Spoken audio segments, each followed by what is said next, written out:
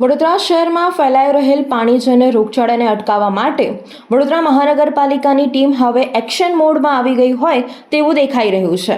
આજ રોજ વડોદરા મહાનગરપાલિકાનું આરોગ્ય વિભાગ દ્વારા શહેરના સુરસાગર પાસે ખાણીપીણીની લારીઓ ખાસ કરીને પાણીપુરી વિક્રેતાઓને ત્યાં ચેકિંગ હાથ ધરવામાં આવ્યું હતું, જે પાણીપુરીની લારીઓ પર અસ્વસ્થ માલ એટલે કે અનહાઇજેનિક મટીરિયલ મળી આવ્યું હતું, તેનો નાશ આરોગ્ય વિભાગ દ્વારા કરવામાં આવ્યો હતો।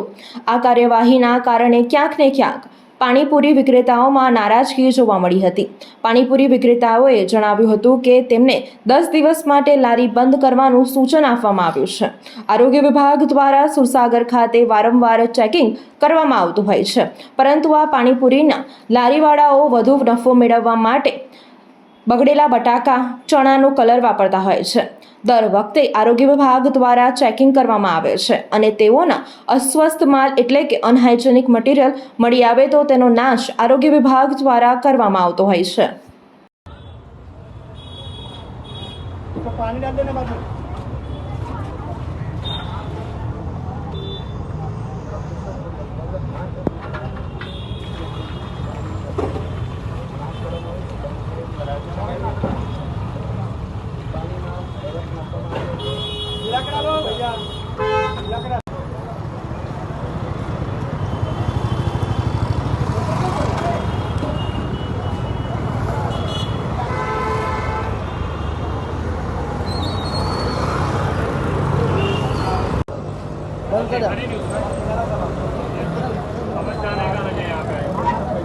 पानी डाल दो फटाफट लेके निकल पीछे गाड़ी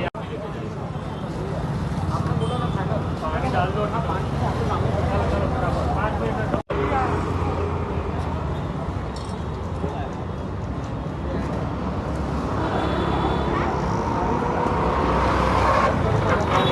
ये सब डाल के अभी 10 दिन बंद